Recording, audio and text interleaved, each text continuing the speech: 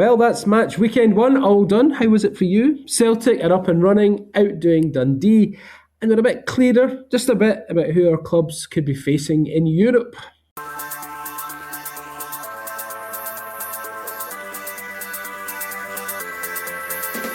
Hello, I'm David CurrIE and this is the Scottish Football Podcast. All the news, views and analysis you need on Tuesday the 4th of August. One down, 37 rounds of games to go in the Premiership. Header is a goal for Casper Who! Or is it Nugent who's swept it in the back post? It's Nugent actually. It's either way, Celtic have the breakthrough. Celtic dominate, but Casper Who missed a few chances, that is. Dundee get positive reviews, but no points. Put it this way, I'll be really surprised if they got into a relegation scrap. I could see a number of other teams there that might be, but I'd be surprised if Dundee were one of them. And we're gearing up for a big week of European football for Scottish clubs. We look at who our teams could be facing next. Big if they navigate through this round. Martin O'Neill's side have been drawn against Austrian champions Lask in the Champions League playoff round. Celtic are at home in the first leg on the 18th or 19th of August, with the return game the following week. We'll fill you in on everything you need to know right here, right now. The Scottish Football Podcast from BBC Sports Scotland. Warm welcome, folks, and top of the morning to Steven McGowan, Herald football writer at large, and Rory Loy, man of many, many clubs, including Dundee. So, one and done, gentlemen. Observations, Rory, from the opening skirmishes. You think the league table is going to stay much as it is? Well, that's very difficult to say, David. I would suggest it's always hard to predict this early in the season, despite having seen all the teams now and the results. But a thoroughly entertaining set of fixtures over the weekend, starting on Friday with Rangers Dundee United and ending last night with Celtic Dundee. Thoroughly enjoyed all of it. Plenty of goals, plenty of quality, some poor defending made for some exciting matches as well. So set us up very, very nicely for the season ahead. Stephen, I always remember as we entered the post-split section of last season, I'd said to you, I said, how do you think it's going to be? And you said toxic, and it took me aback a wee bit, but you're absolutely right. You're absolutely right. But what about the controversy-free, almost controversy-free start to the new campaign? Well, it's early days. Give them a chance. I'm quite sure. I'm quite sure we'll get there eventually, David, because it's Scottish football we normally do. I thought last night Celtic actually bore some resemblances to last season. It was a very transitional performance. It was lacking in tempo and urgency. I think it emphasised yet again that they still have a great deal of work to do in the transfer market. So yeah, things change, but in some ways they stay the same. Yeah, Rory. Celtic points on the board, 2 ahead of Rangers already. Must be delighted. Yeah, I mean, they are. And it's the kind of same old story as far as Rangers are concerned. But with regards to Celtic, probably wouldn't be as critical as Stephen. Bearing in mind, it is the first game of the season, a few new signings in the team. It does take a little bit of time, and I know that's a bit boring to hear, and you hear it all the time. However, that being said, I felt they got progressively better as the game went on. So you never know, moving forward in the league, they may take that and improve and improve and improve. I think when you look at their starting 11 versus any other starting 11 in the league, though, I mean, they are by far and away the favourites to win the league, which they probably were at the start of last season as well. However, limped over the line in the end. But Casper Who's come in, he did miss a few chances. I think if he keeps putting himself in those positions, he will get his fair share of goals. You could see it broke down a few times. Nothing really fell for him. I don't mean so much in front of goal. It was coming up to him. It was bouncing off him. He tried to pick out a teammate a few times, gave the ball away. He was getting a bit frustrated. I didn't think it was his night. So it'll be interesting to see how he does in general play, because I do think he's got enough about him to score a few goals. And I think Duran's a striker. I'm not convinced he's a winner. Your thoughts on that, Stephen? Totally agree on Duran. And to be honest, that was kind of where it was coming from, which is I think going into the first league fixture, Celtic should be better set than they are. I mean, you've got a 5.5 million central striker who's playing in the right wing because they haven't signed a right winger yet. Sure they will very soon. Martin O'Neill says he wants him to play off Casper Who, but he can't do it yet because he doesn't really have the players or the options. I mean, you've got a midfield which was fairly ineffectual at times last season, which hasn't really changed. And I should have Arne Engels looking like he's got a foot out the door, understandably, because he will go to the English Premier League or certainly an English Championship if it's West Ham. So you've got a right back, Alisson Johnson, who ended the game at left back because they don't have an alternative to Kieran Tierney, who I thought was really good. So they're not really where they need to be at this stage of the season. I don't doubt that they will sign players. I think they'll be linked heavily with free players. Fares Gajimis of Frosinone. I think they'll settle eventually on a fee in the region of £8 million. If not, Hassan Hussein as a backup. You've got Gianaitis from Torino, I think probably will get him, and Mika Burr from Paderborn. But I think for fans, the frustration is that it could probably have been done a bit sooner. Rory, get the business done early. Well, I know we spoke a few weeks ago, David, and a lot of Paul Lambert was on, and a lot of the chat was about Celtic being slow, etc. And it's happened one too many times. So I do agree with Steven. They need to be getting their business done early, and they do. Paul Lambert was a little bit critical of how long it was taking them every single summer, which is a very valid point. However, you have to say that, and it is early doors, but we have the same conversation every year. Rangers, Hearts has been spoken about this year because they did so well last year, signing 7, 8, 9 players, so they're getting their business done early. Well, that doesn't always equal success. Now, Celtic, in my opinion, if Celtic concentrate on signing, now this isn't easy as well. It's easy saying it, and it's tough to do it. I totally understand that. But if they aim to build a squad and sign players that are capable of getting them through the league phase of the Champions League, then the domestic stuff will take care of itself, and they'll blow everyone else out the water. It does seem to take them an awful long time to do their business. I know it's not easy, and it can be difficult, but I think there's only so many times you can go back to the well and come back with that excuse. So I do agree with Steven. They need to find a better way, or whether that's paying the extra 300 grand or 400 grand and just getting it over the line, or whether that's identifying players earlier. They need to try and get players in the door quicker. I mean, the face of Martin O'Neill is quality over quantity, and I think that's fair enough. I think that's what people want, to see them have a chance of succeeding in Europe, and I think they will spend a pretty substantial amount of money for a Scottish club at the end of this window. I think it'll be in excess of £40 million. I mean, they'll bring most of that in terms of like players are selling, but as I say, the frustration for supporters is how long it seems to drag on, because I mean, you're looking at a Champions League playoff, first leg, is it August 18th, David, is it? I think it is, against Las Glins. So that's 2 weeks. 2 weeks away, and you're going to have to bring in a right winger, probably 2 midfielders, a right back, probably. Still want a goalkeeper. They don't really have a backup left back.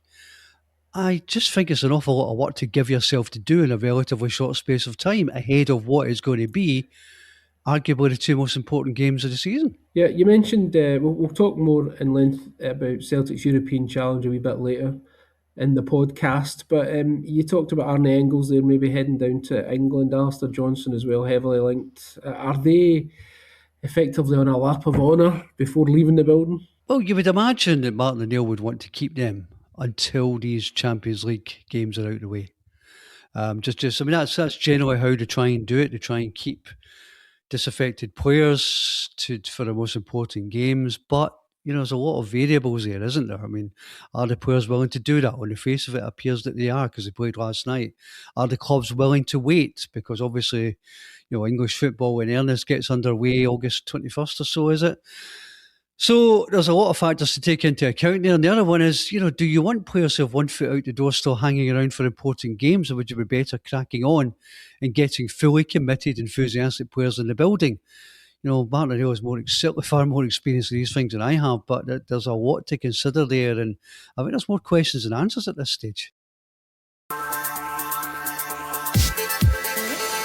Right, let's get the lowdown from a Dundee angle then on last night's proceedings at Celtic Park. Rory, Dundee fans no need for dark moods among the dark blues, as they're narrowly edged out by Celtic. But as usual, I think with Dundee, there's always you can always look in the positive. Yeah, you can. There was a lot to like about Dundee, but you do have to caveat with the fact that if Celtic had their shooting boots on, they could have won the game 3-4-5-0.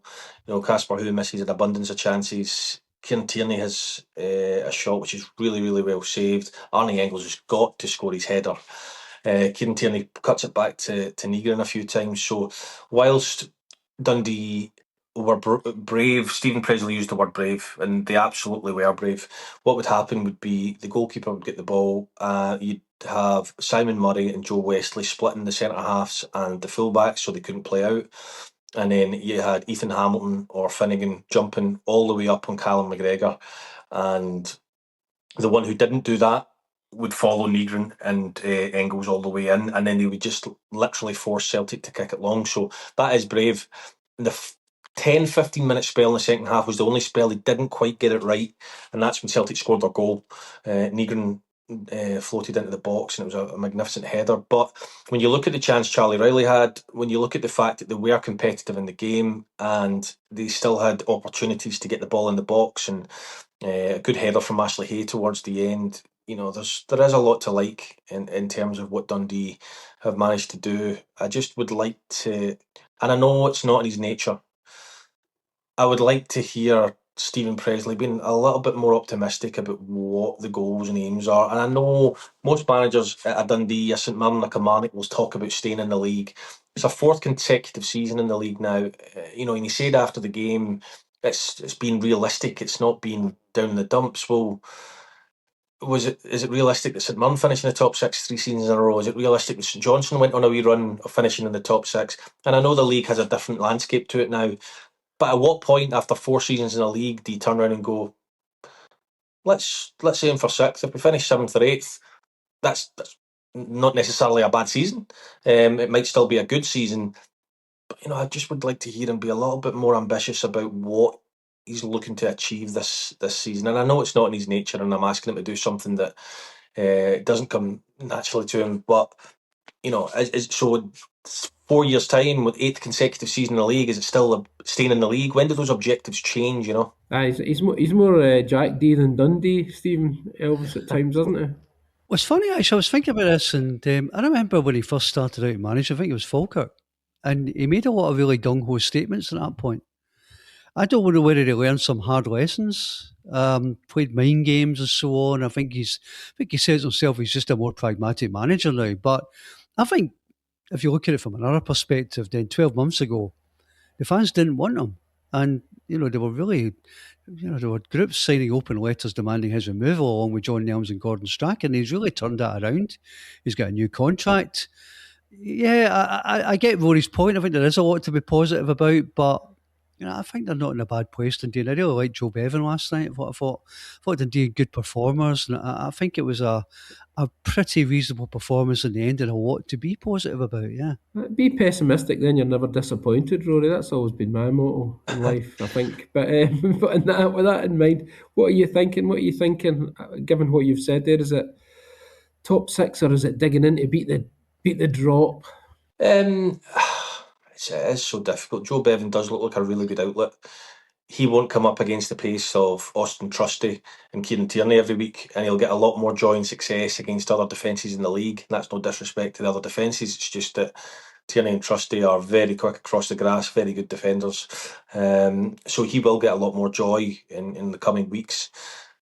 It's always difficult to judge as well teams at Celtic Park, because a lot of teams will go to Celtic Park and be organised, whether they decide to go brave like Dundee or sit back slightly and maybe get away with a 1-0 or a 2-0 having performed relatively well.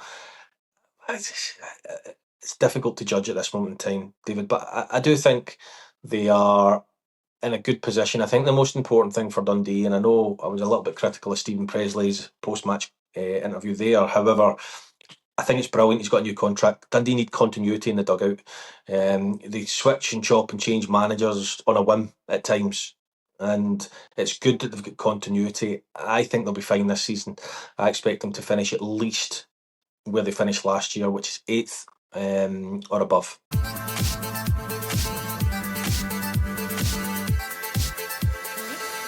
Let's talk about Europe then, guys. We'll start with, we alluded to it a wee bit earlier, Champions League qualifying. Celtic faced the Austrian champions Lask. A big ask against Lask, Stephen.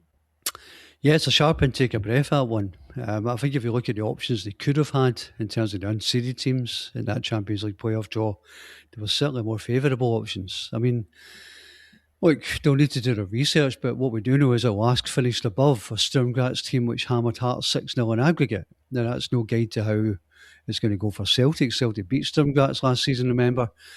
But I think that's going to be a really tough couple of games against quality opposition. And we go back to the point we made earlier, that what is Celtic's state of readiness going to be? I mean, when Lask Linz are looking and doing their homework in Celtic, they'll be as kind of nonplussed as the rest of us as to how it's likely to go, because you can't be absolutely certain what the kind of makeup of the team is going to be when that game happens in 2 weeks' time. So, what are questions there? Really tough game, and I think they're up against it, I have to say.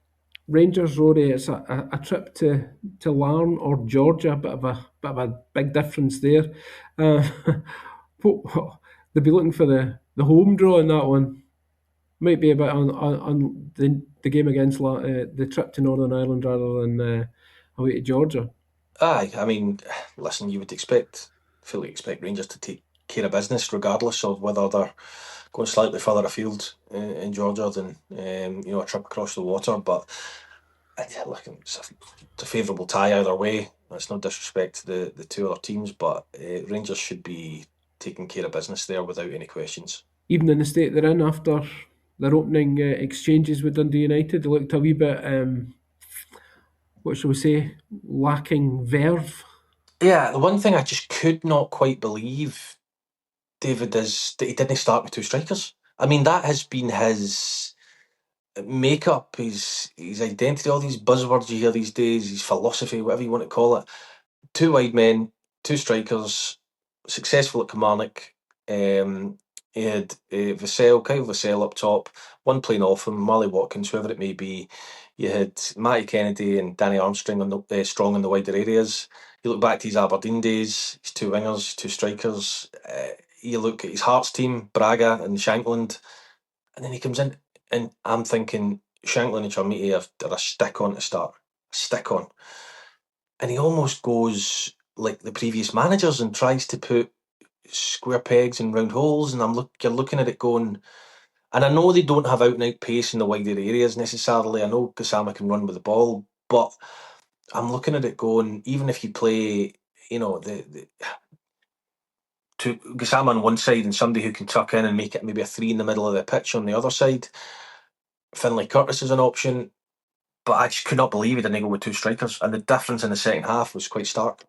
Interesting kind of reports coming out of Germany last night. Rangers are in for Daisuke Yokota, the Hanover Japanese winger. I think it looks like a £3.5 million deal, and I think they've been chasing a wide man for quite some time. Might still be in the market for another one, but I think that's the thing, Rory, isn't it? In terms of like, you're looking at, they brought in leaders, they brought in guys who will add a bit of spine to the team, but you're just wondering if there's quite enough attacking quality there just now.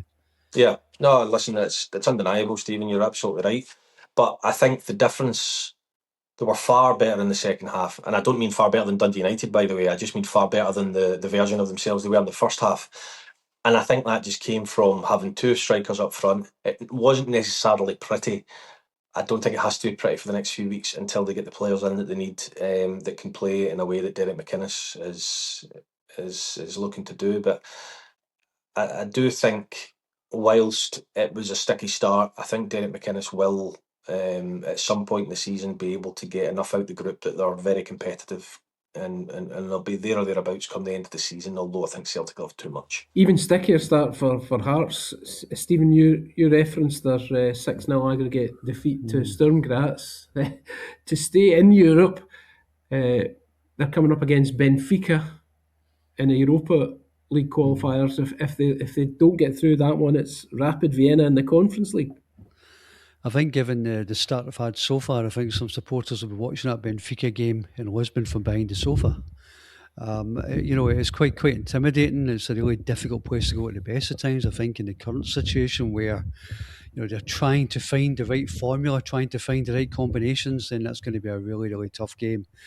As you say, if they lose or go through against a team against Estonia, which would be easier for you to say than it would be for me, or Rapid Vienna in the Conference League playoff round. There's no guarantees there either. So a really tough task ahead for Hearts. Yep, Hibs, Rory. Ghent or IFK of Gothenburg, should they get through against Skandia of North Macedonia. They're tricky enough, but they have missed a bullet in some senses. They could have get one of the bigger teams from England or France. Yeah, hopefully they can go out and perform, because last year they almost flew the flag in terms of European qualification campaigns. Did really, really well. David Gray's had a bit of success there with defeating Midtjylland and a couple of others as well, and running the Legia so close, and it's been so close to qualifying. So it was a poor start against Marasheva away. I mean, I only caught the highlights of the game, the goals, but I covered the game at Easter Road, and I'm watching it going, how on earth did Hibs lose to this side? They're so much better than them. And they showed that in the second leg, and they got through. So hopefully they can do themselves and the country proud and get through either of these tricky ties, because I think they're capable of it on their day. I think David Grace, having watched Hibs a couple of times, I still think that he needs to find a better way of playing and working the ball up the pitch. And I think that would help both domestically and on the European stage. That takes us nicely to Motherwell, Stephen. It's maybe not a dream start, but it's certainly a very, very encouraging start for Motherwell. Through without conceding a goal in their first European encounter, and then a good win at the weekend. And they've got, if they can manage to beat HJK of Helsinki, then it's Freiburg, which will be tough. But I mean, that goal they scored, Said's goal on Saturday, I mean, it's encouraging stuff. It's got to be encouraging stuff for Motherwell. Well, Freiburg would be the hardest draw of any of the teams, in my opinion. I mean, they lost the Europa League final to Aston Villa last season. You're talking really top quality opposition. It's still got to get past HJK Helsinki first. But the thing with Motherwell is that, at the beginning of every season, people look and say, well, who is going to be this season's Motherwell? Well, I think it might be Motherwell who are going to be this season's Motherwell. They look as if they've got continuity. And that's great credit to them, because if you look at it, they've lost managers. So they lost Michael Wimmer, went back to Germany for personal circumstances. They tried to find somebody who was a similar kind of candidate, actually exceeded him with Jens Bertolascu. And you're thinking, well, how are they going to replace Jens Bertolascu? Well, actually, the early signs from Alfred Johansson are pretty positive so far. So they'll be feeling quite good, but I echoed what I said earlier. I think of all the teams, they have the toughest path to try and get group stage football in Europe. Well, we're in danger of entering into the realms of positivity there, Rory, but we'll end in a... Pragmatism and realism, I think, rather than negativity. A pragmatic note. That's all we've got time for today. Many thanks to Rory and Steven, and most of all, folks, to you for listening. Remember, we are here with new episodes of the Scottish Football Podcast, bright, breezy and early every single day. So to make sure you don't miss out, subscribe on BBC Sounds and have push notifications turned on in your phone. We have cast yet another pod. Go about your business, folks, and have a brilliant day. See you soon. For everything you need to know about your team this season, download the BBC Sport app. All the latest news, goal updates, stats and scores, and insight and analysis. Just select your club to get the biggest stories and best content at your fingertips. What a result. Download the BBC Sport app for everything you need to know about your team this season.